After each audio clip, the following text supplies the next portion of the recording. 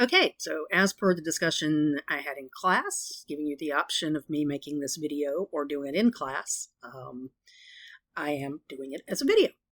So the end of week 7 here, we've been talking about classical, or what are referred to as second wave empires.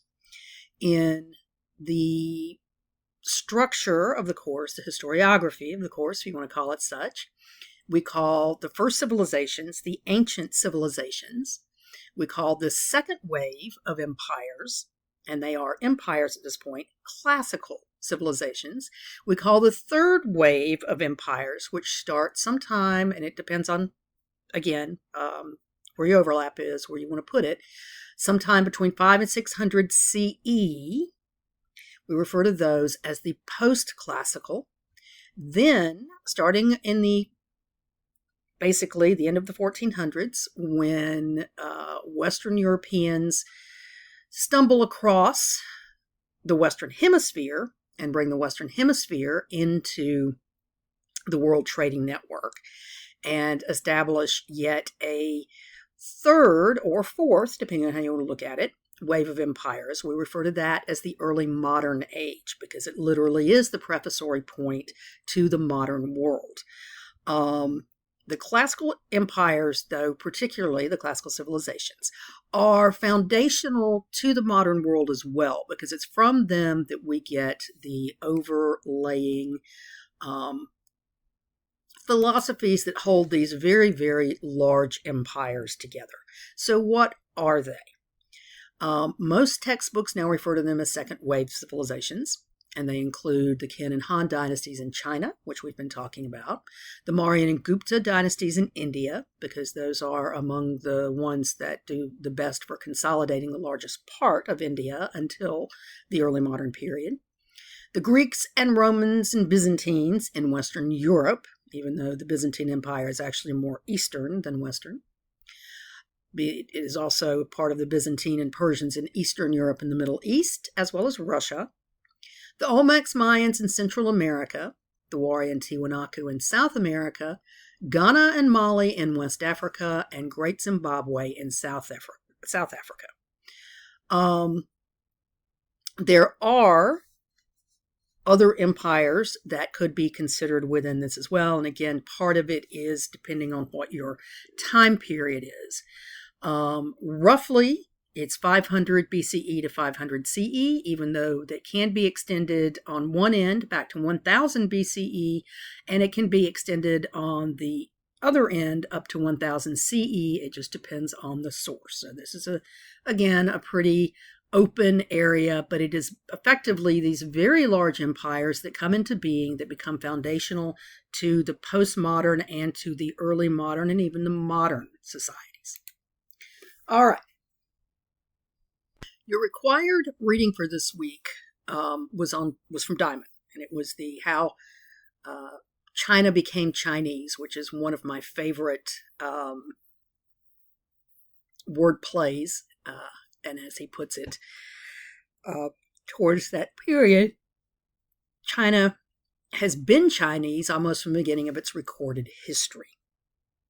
And the reason he says that is because, unlike many of the other empires that we talk about, Han China was a culmination of a process that started much earlier, back during the ancient periods, maybe even back into the Neolithic period, where the dominant peoples in the north basically spread their language, particularly, but their cultural institutions, their reading structure, all of that, to first South China, then to Western China, then from Western China, and even from North China down into Korea, out into Japan, into most of Southeast Asia, where almost every one of the various groups that become different nationalities over time still basically have Chinese culture and Chinese language, both written and spoken, as the foundation, particularly written. So China becomes very quickly a single polity, as more and more people become embraced in the Chinese empire. they become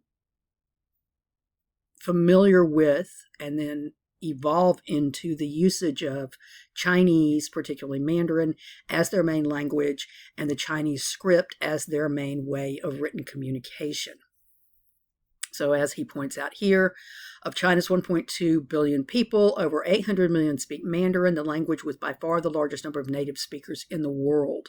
Some 300 million others speak 7 other languages as similar to Mandarin and to each other as Spanish is to Italian. Thus, not only is China not a melting pot, but it seems absurd to ask how China became Chinese. China has been Chinese almost from the beginnings of its recorded history. And so this is what makes it effectively very different from almost all of the other empires, both the classical empires and all of the empires that have come since. All right, so what makes these cultures or these empires different from ancient civilizations? First of all, and principally, their size and scope. They are much larger and take in many more diverse peoples. They develop extensive trading amongst themselves, one of the best examples being the Silk Roads, and they have more contact with other civilizations, some of which they're going to try to conquer, as you will be reading in the Frankopan stuff for this week. The great competitions between the Byzantines and the Persians, for one.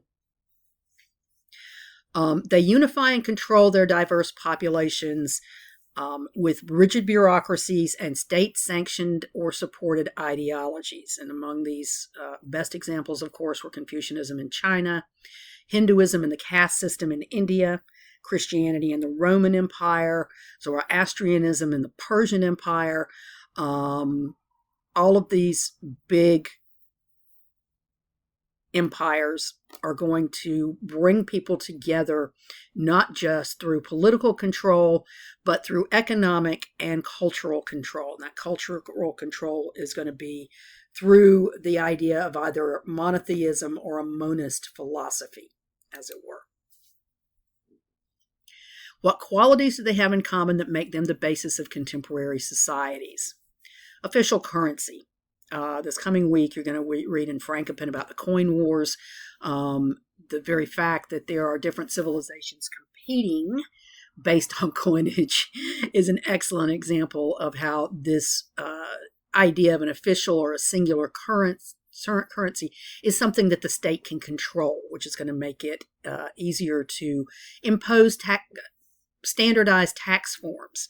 That's going to make it easier to control where the money for the empire is both coming from and going to. They'll have an official language, and Diamond spends effectively 5 pages talking about the spread of the Sino-Tibetan language family throughout China and most, that shouldn't be most, not must, most of Asia. They'll have an official religion or philosophy, one which the government supports either by not taxing it and giving it subsidization, either through big building projects or through giving it tax dollars. It will be one that is required to at least be acknowledged. And we see some of the best examples of this with the Romans and Christianity, or even the Roman state-sponsored religion, which is part of what leads to the Judean revolt in the early CEs, 1st and 2nd century CE, around the time of the rise of Christianity itself. All of these will be things that require people to at least acknowledge and understand whatever this religion or philosophy is. And by philosophy, in this case, I also mean like Confucianism in China, or Greek philosophy in Greece, and those sorts of things. There will be official bureaucracies, especially a bureaucracy to tax. There'll be an official military that is controlled by the state itself. There'll be public works and roads. There'll be big building projects. There will be lots of things that the government puts into place to control the citizenry and to also bring the citizenry together, even if they're speaking different languages locally. there'll still be things that they are required to do for the good of the empire itself. There will also be uniform legal codes that apply across the board. And we saw some of this with Hammurabi's Code. And in fact, one of the big things with Hammurabi's Code was that it was one singular body of laws that applied to everyone in Hammurabi's empire. With the classical civilizations, this law code will be much, much more extensive. Think about Justinian's law code in the Byzantine Empire, or the 12 Tables in Rome. Think about the law codes of the Persian Empire. These will also be uniform across the board. And in some senses, they will become a little more equitable. They won't be quite as extreme in their justifications or their hierarchies as Hammurabi's Code was. There will also be distinctive cultural ideologies and identities, like the idea of the Roman citizen, or adopting the Confucian social structure and the 4 specific roles to it: father to son, brother to brother, emperor to subject, and man to wife. Or the caste system in Hindu India. These will all be very functional ways for people to identify themselves. From Diamond, some points that he brought up that I thought were pertinent to the idea of the classical Han Chinese. There were 2 centers of food production, one in the north for millet, one in the south for rice. The fact that these were 2 different geographic areas that could produce 2 different things led to the need to diffuse both of these throughout all of China, which leads to the building of the big trade networks, the canals, all of the things to make things move from side to side and north to south easier. But with those also to assimilate peoples more into the overall Chinese cultures. Technical development starts with bronze metallurgy in the 3rd millennium BC, but then they develop many other things from that point forward, not the least of which are the canal structures and mining and the expansion of agriculture with the plow and all sorts of things. Their writing started probably before the 2nd millennium BC. And with that, though, it became something that diffused very quickly throughout China and then again outside of it. The geography of China made it easier for cultural assimilation. There were no deserts to divide peoples. There were no isthmus to lock peoples into certain areas. It was mostly a gentle terrain with east-west running rivers. So with that in mind, expansion westward made assimilation easier. States organized by or modeled on the Zhou dynasty of North China spread to South China during the 1st millennium BC, culminating in China's political unification under the Qin in 221 BC. Its cultural unification accelerated during that same period as literate, civilized Chinese states absorbed or were copied by the illiterate barbarians, and that is from Diamond on page 332. So their assimilation process basically made more people that were outside of the original North China base into them, brought them in, taught them literally how to be like the people who had conquered them or assimilated them.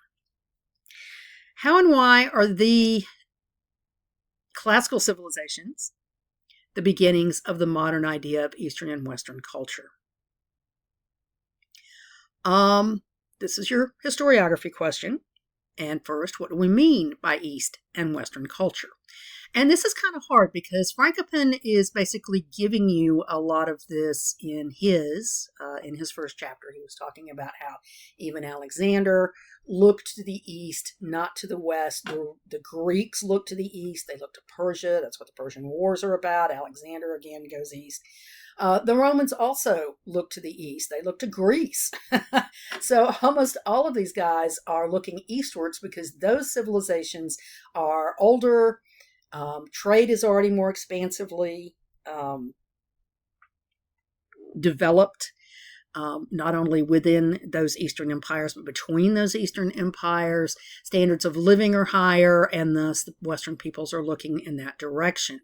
what we see then with this is that East then effectively means everything from the Middle East over to Asia, even though by the time of the collapse of the Western Roman Empire, it also means Byzantium, because even though the Byzantines consider themselves Romans and technically are Romans, they gradually move from speaking Latin to speaking Greek, and they model all of their social and cultural points after the Hellenized Greeks that descended from Alexander in the East, such as the Persians, than they do from the Western Romans, who are effectively lost to them after Justinian's plague. So, historically, one of the problems is that we tend to think of the West today as the West that evolved after 1500.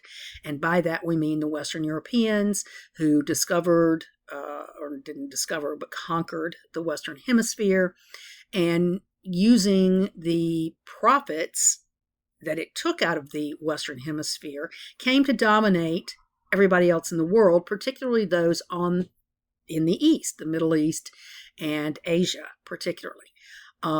So from this, that whole idea of Eastern and Western really doesn't start in the classical civilizations so much as it comes into play in the 1500s. We've inherited it today.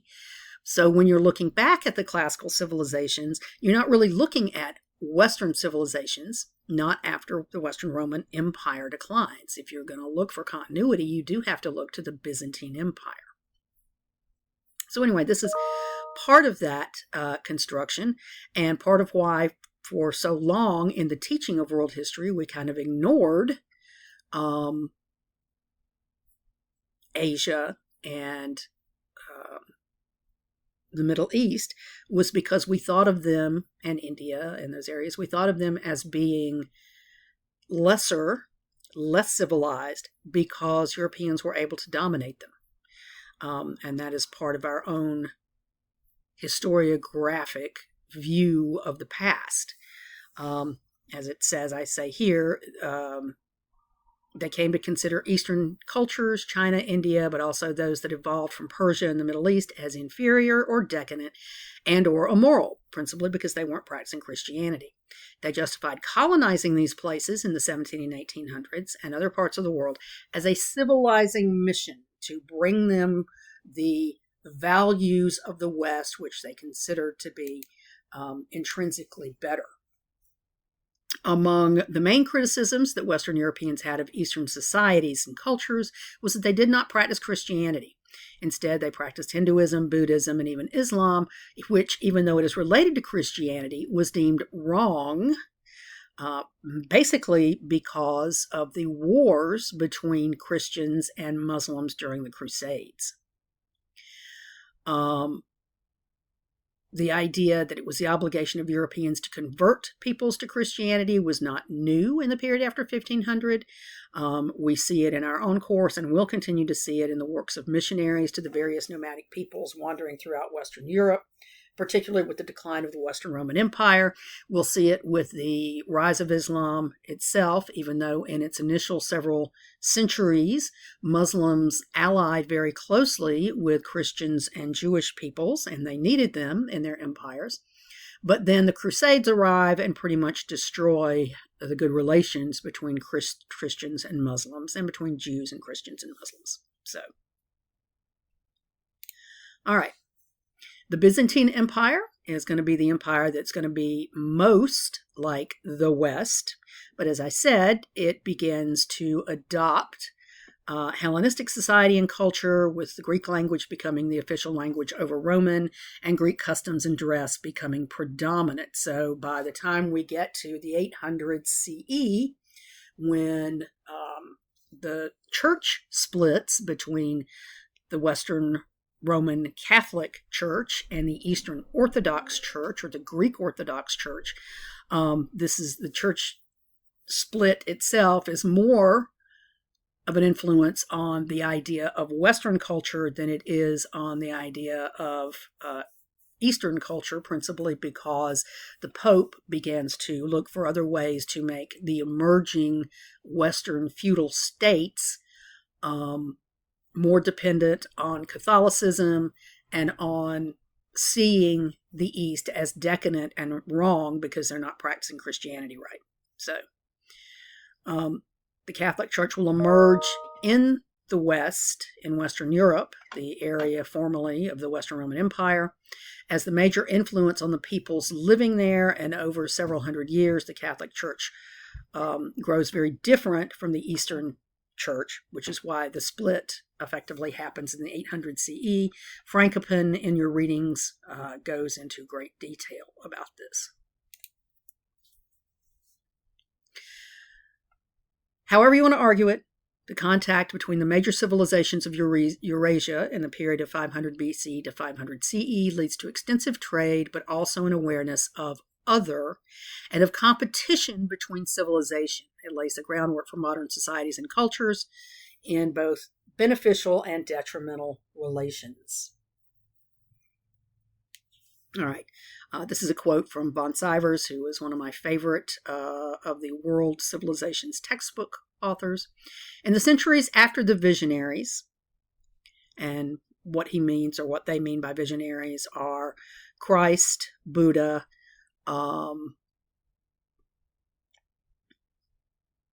Muhammad, the Brahmins of Hinduism. Oh, no, it's not the Brahmins, it's the second wave, Neo-Hinduism, as it's referred to. These visionaries would popularize messages of monotheism and monism, monism meaning singular philosophy. As one might expect, kings and emperors sought to capitalize on the unifying forces they perceived in monotheism and monism. By 600 CE, monotheism or monism had become the dominant religion, philosophy, and or ethics of the empires and kingdoms of Eurasia and parts of sub-Saharan Africa. A lot of this also has to do with the spread of Islam through sub-Saharan Africa, but also the spread of Christianity into northern Africa.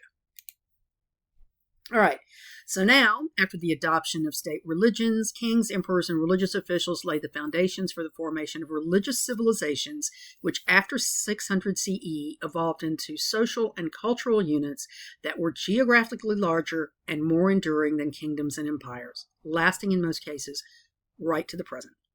And again, this is a big part of where we derive the classical civilizations as the foundation of the modern world. Speak again, these monotheistic and monist philosophies that expand past the political entities themselves. Now, one of the other things to note, and some of you brought this out in discussions, is that there are areas of what are called classical studies in academia. These are purely Western, and they support the idea of Western European dominance in the world, because they usually refer to Western Europe and begin with it as Western Europeans being the descendants of the Greeks and Romans exclusively. So while these are two of the classical civilizations, they are not the only ones. They are a special unit of classical studies in Western universities. If you're looking at the study of classical civilizations, there are many more than just these two.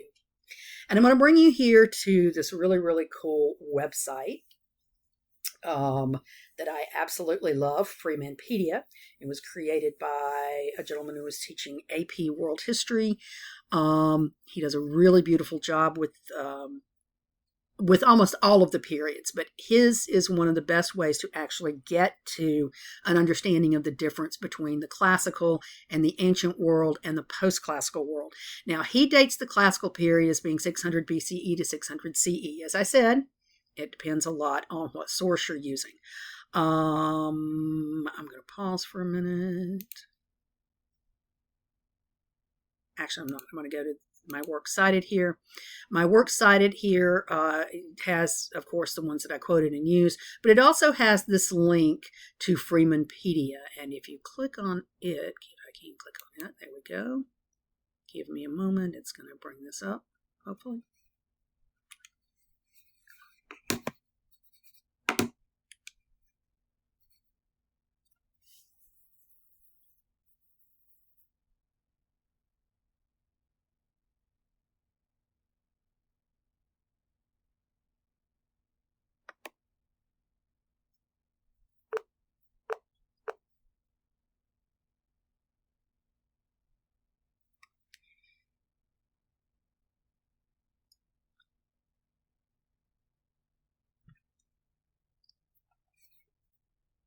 Here's Freemanpedia for the link that's in the at the end of this video. If you are interested in this, I'll be glad to send it to you, but notice that it's www.freeman-pedia.com. And if you go there, he's got several classes. This is his World Civ class that I'm in now. But notice this is a really, really great resource because it basically tells you what the classical period it is. And again, as I mentioned, he has his from 600 BCE to 600 CE. It gives you some geography. Here are your actual big kingdoms. The Maya are here. There are others over here as well, the Wari and so forth down in the Wari and Shavan down in South America, Cahokia in the middle of the Western Hemisphere, North America, sorry, and you've got your mound builders through here as well. Your time grid, which is really good because if you're looking at this, it tells you what exists in each of these areas. The Middle East, East Asia itself with the Sui and the Han Chinese. It goes out by century. Africa, you're going to have all of these wonderful different things going on here that you can look at because you can blow this grid up. South Asia, Latin America, North America, Oceania, etc., Polynesia, and then Southeast Asia, the Trung sisters ruling Vietnam. Key concepts: the development of religious cultural traditions, Judaism, Hinduism, Buddhism, Confucianism, Taoism, Christianity, and the different philosophies. Your arts and architecture, which are directly impacted. This is another thing I should have mentioned. One of the big things is that architecture and art become very tied up in these monotheistic religions and monist philosophies as well. And the state, again, sponsors the building of a lot of this, and that's part of that bureaucratic structure. Belief systems generally reinforced existing social structures, but also often gave new roles and status to some men and women. And in Christianity, where we see this is in the creation of the convent systems for women, which you also see in both Buddhism and Zoroastrianism, if I recall correctly. So, other religious and cultural traditions continued in some places, which incorporated into major traditions. And a lot of this has to do with how, shamanism, animism, ancestor veneration, all of these continue in some places, but get brought into or adapted to the major monist philosophies. And one example of this would be the Christian missionaries who are going to go out of the collapsing Western Roman Empire into areas like France and the Germanic states. They're going to deal with the invading Germanic tribes. They're going to convert them to Christianity, and one of the ways they're going to do this is by adopting their hierarchies and translating them into Christianity by tying them often to Christian saints and things like that. This is kind of a hybridist philosophy, or an issue of what we refer to as syncretism, and we'll talk about that after we get back from spring break. All right, so the development of states and empires, again, the many Persian empires, classical China, classical India, the classical Mediterranean, and the classical Americas. He's got great pages on all of these. I encourage you to look at them. Again, the idea of administrative institutions, centralized governments, and elaborate legal systems and bureaucracies. imperial government promoted trade and military power in large areas, the building of the Great Wall, the many architectural works and fortifications by the Romans throughout Western Europe. Cities served as centers of trade, public performance of religious rituals, and political administrations for states and empires. And the cities are going to get larger and larger. And then you get your pyramids of how people operated. Slavery does still exist in all of these. Lots of different patriarchy still exist in most of these as well. And then other key events and things that will be going on. So again, I encourage you to look at this particular website, particularly again for the classical era, because I think he does a really good job. Here's one of his big structures for trading, the Silk Road, obviously, the Mediterranean trade hubs, this Trans-Saharan trading network, Eurasian, again, across the north of Eurasia, and then, of course, Indian Ocean trade, which is at its peak during the 800s. A very good video by Crash Course on the Silk Road itself, and then again, just other new technologies that come along, the stirrup, the lateen sail. All of these are things that will help and spread throughout the world as ways to help things. And then also plagues, which as we have more extensive trade, we have more spread of diseases and more spread of religions, right? So, all right. So again, I encourage you. This is a really, really good website. I'll try to send it out to you if you ask them for it. These are major people during this period. Siddhartha, Confucius, Plato, Alexander, Ashoka, Augustus, Paul of Tarsus, Jesus, Constantine, all very, very good. So, and then art and architecture, again, beautiful. The Great Wall, Terracotta Army.